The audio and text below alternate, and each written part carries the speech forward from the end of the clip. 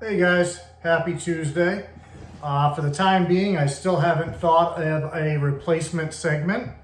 I am going to be using my lovely T-positive girl, well, one of my many T-positive girls, for this video because she is kind of pertinent to the topic. Before we start, just want to say thank you to Matt from O'Malley's Morphs. Sent me some stickers, a card, and a nice little note in the mail today, which I got, or who knows when he sent it, but I got it today. The mail's been running pretty slow. Now, one of the things you can see in this girl right here, she's got some urates sitting in there. So those will be coming out soon. Hopefully not during the course of this video, but it would not be the first time that's happened to me before. What I want to talk about in this video, and I was kind of going to save this video for Saturday, but since I have nothing for today, I'll use it. These are some of Lilith's eggs here that are due to hatch very soon. Now this room is warm. I do have them out of the incubator for a few minutes. Not a huge deal. A little bit of low temperature fluctuation doesn't hurt them like high temperature fluctuation will, so they're fine. Hi. But what I want to talk about is people get into whether or not you should cut eggs with snakes. Now I have done both. I have cut and I have not cut. And each has, cost me an issue at some point along the way, and each probably benefited me at some point along the way. Now, when I first started breeding snakes, I had somebody mentor me like most of us do, and that person cut eggs, and so I cut eggs. And I was told that those were ball python eggs at the time. I was told that, you cut from like day 52 to 55. So I was just going through whether there were pips or not and cutting those eggs. What I can tell you is there was a lot of fail to thrives in the beginning of my snake breeding career. And knowing what I know now, I know that I was causing that. At the time, I was under this impression that if you don't cut the egg, all these babies drown, these horrible things happen. Even though that's such an unnatural thing when you think about it, if everything was drowning, then how are they hatching naturally? Especially when, even though we're not maternally incubating typically, we're incubating in a manner that mimics that's pretty natural and where they should be able to hatch. So now I'm to a point where I don't cut eggs at all.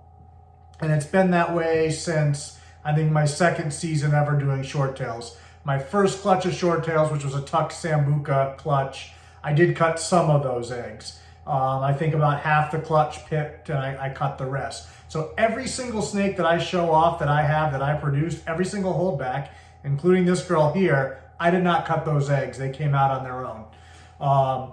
That's something that I felt is important to me for holdbacks.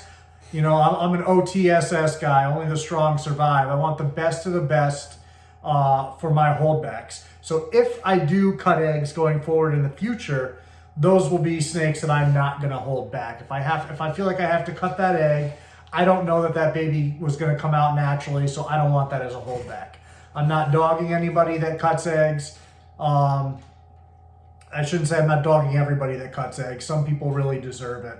If you're doing the Jay Brewer drop top, rip it open, jam your hands in there and pull babies out, that's about as stomach turning as it gets. And anybody that does that or thinks that that's okay, I don't know what mental illness you suffer from, but that's just disgusting and it's horrible. Those babies are staying in the eggs to absorb their yolk. Their yolk is going to be their first meal and one of the most important ones that they have because that's going to sustain them until they eat on their own. So babies that absorb all their yolk typically are going to have a little bit better shot at thriving and doing well because now they don't have to eat right away. Depending on the species, the baby, there's a ton of factors. But typically most snakes can go a few months without eating that first meal if they have good yolk absorption. If they don't, not so much. Also, it tends to be if they really absorb a lot of yolk and you see a lot of yolk, and that happens sometimes, those babies, I don't even bother offering a meal as quickly as I would a baby that didn't have a lot of yolk absorption. And it varies by the egg, by the baby, by the clutch. Why, I don't really know, but it's definitely different. So, what are you looking at? Watch her eyes zooming in and out. So I try to adjust when I feed based on that. You know, I find babies that don't have as much usually eat within a week or two for me. Babies that have big yolk absorption, some of them will eat, but a lot of them will wait 2 or 3 weeks because they're not feeling that hunger. They're not getting that signal that they need to eat because they've got all that they're still digesting in there. So anybody that's cut eggs, you'll notice sometimes the babies will sit in there 2, 3, 4, 5 days before they come out of that egg. Whereas typically when babies pip on their own, usually within like 20 to 24 hours, they're out. Occasionally you get one that'll loiter a little bit longer. Sometimes they're just absorbing slower. Other times they're just nervous and they're comfortable in there. They don't want to come out. But if you leave your incubator fairly quiet, you're not over checking it, usually most of the babies will come out on their own. And now when I say the yolk absorption times, that's with balls and short tails. Beyond that, you know, I don't know, other species may be very different, but that's primarily what I've bred and what I have a good stockpile of numbers to look at and to pull through. So I find that natural pipping works best for me. They're out very quickly once they do. I know I had a clutch hatch when I was at Tinley. It's funny too because I purposely incubated. I turned my incubator down and incubated cooler because that female I was Lilith, I believe. Was it Lilith?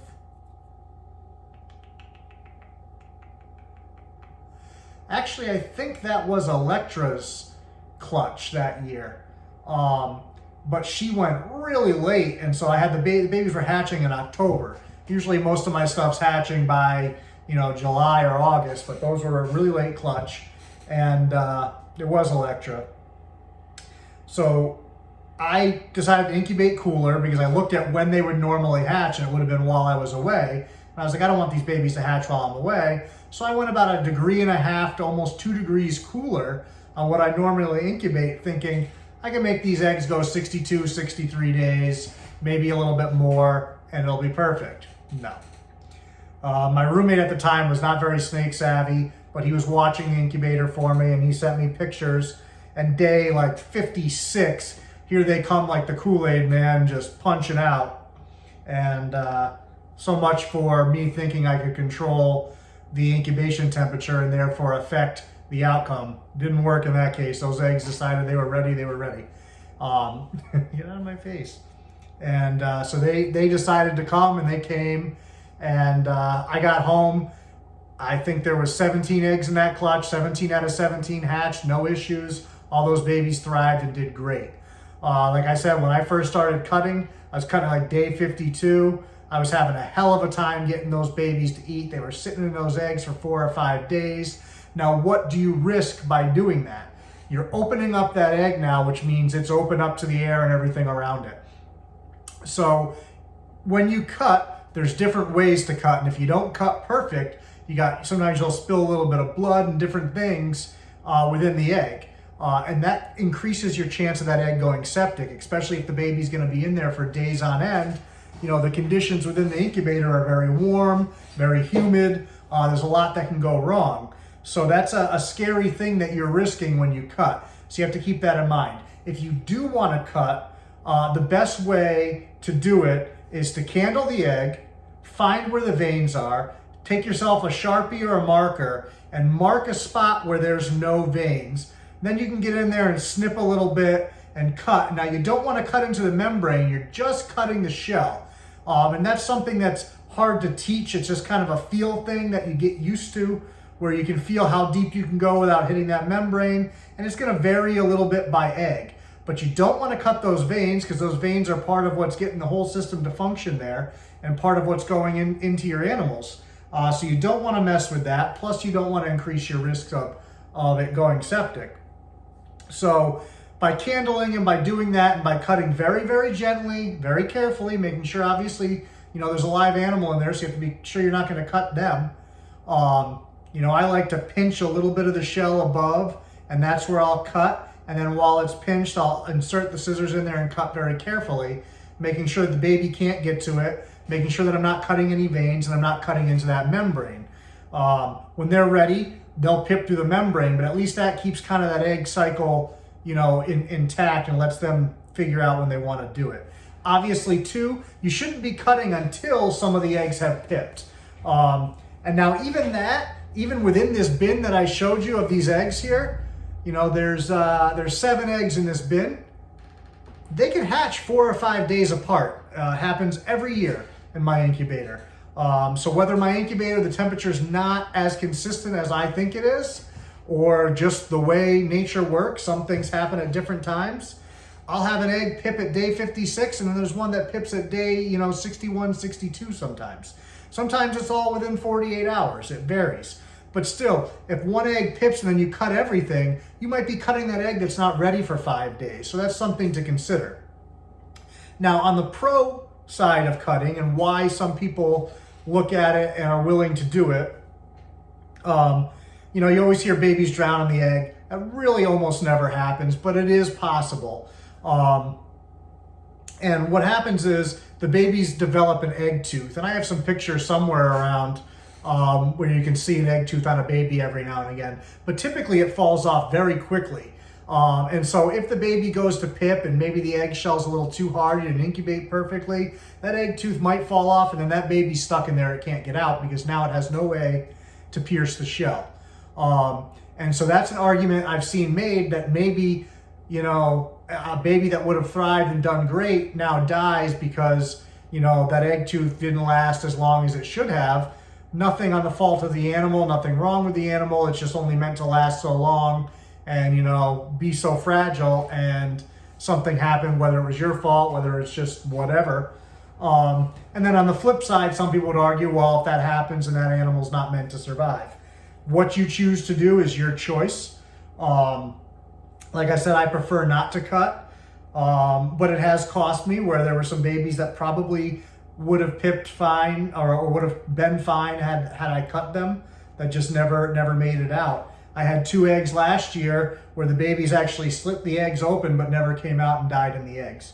Now those are eggs had I cut, maybe they'd be here, maybe they wouldn't. I don't know what was wrong with those babies. Obviously not going to do a necropsy on a baby that just doesn't hatch. That would be a huge waste of money essentially.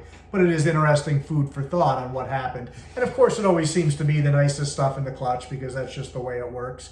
Your normal basic stuff seems to always do well. But you have to remember that all these morphs really are essentially genetic defects. And so the more morphs you're playing with and the more combinations of, the more defective essentially you're making that animal. And that's why it's important to work with morphs that are genetically stronger so that you're not creating animals that are weaker and have issues. You want to try to make the best of the best, whether they're going to be breeders, pets, whatever they are. Everybody wants good, solid, healthy animals. This is not only a beautiful animal, but she's nice and healthy. Everything you could ever want other than the impending doom waiting from her tail right now. But good color, she's a strong feeder. She's got a great personality, nice pattern. I love the blank areas on her tail there. That's one of my favorite things about her, with that real nice contrast between the orange and red and yellow and white.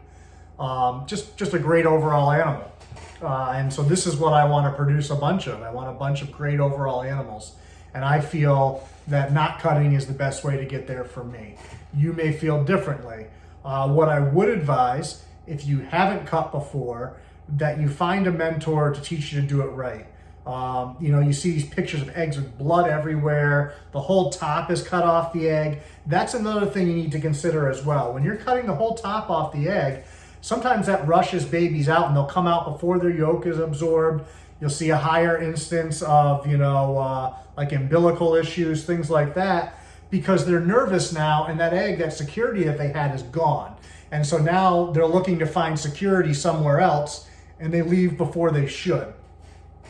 So that's why if you are going to cut that simple slit where it doesn't expose them to anything, it just gives them a way out without cutting that membrane, without cutting the veins, you really aren't doing any harm at that point. If you do it absolutely perfectly at the right time. And that's why you don't want to be cutting before babies are pipping. And even once they are, it may be early, so you really want to do it as carefully as possible. I typically will encourage people not to do it, but ultimately your animals are your choice. And so it's not my place to tell you how to live your life. I know personally, if I'm going to buy animals, I would rather buy from somebody that doesn't cut, because once again, that's where all my holdbacks are coming from. I want that same quality, how I feel is quality, same, OTSS animals in my collection. And so you need to consider that as well if you're deciding whether to cut or not. But there are going to be people that may not buy from you if you do. I don't know of anybody that won't buy from you if you don't cut, but I'm sure as the world is, if there's a leg to stand on somewhere, somebody's going to try to stand on it and take that approach. So who knows? I've never seen it, but I'm just assuming somebody will die on that hill. I think we went over some of the pros and cons there and the differences in the cutting. And you can look yourself. You'll see some eggs that it's just atrocious. And you wonder what possessed somebody to butcher them like that, or what they cut with. We joke around about chainsaws and weed whackers and things like that, because that's what it looks like. A simple slit, you shouldn't need to do that. And as long as your eggs are incubated properly, the humidity's good, the shells shouldn't dry out that quickly. And so the babies should be able to get out on their own, as long as you provided the appropriate environment. Any questions on this, I'll be happy to answer. As usual, I'm sure I missed a point or two that I could have pointed out. This girl and I are going to be out. I'm going to upload this video. I'm going to make dinner. So you guys have a good one. We'll see you Thursday with a Meet the Collection. No idea who I'll do. Maybe I'll throw up a poll on Instagram. Maybe I'll just wing it. We'll see. Sunday, hopefully, I'm going to be traveling and shooting a video or two with someone. I won't say yet because I won't jinx it. We've been trying to for a little while. And it seems like it might work out on Sunday. And if so, that'll be some cool content. I'll either wing something for Saturday and use that the following week, or maybe wait until Sunday and upload that depending on what time I get home. We'll see you guys. Thank you as always. Thank you again to Matt. If you guys will look interested in my stickers, you can hit me up for those. Any questions, as always, I try to get to everybody that comments on here as best I can. Thank you guys. We'll see you.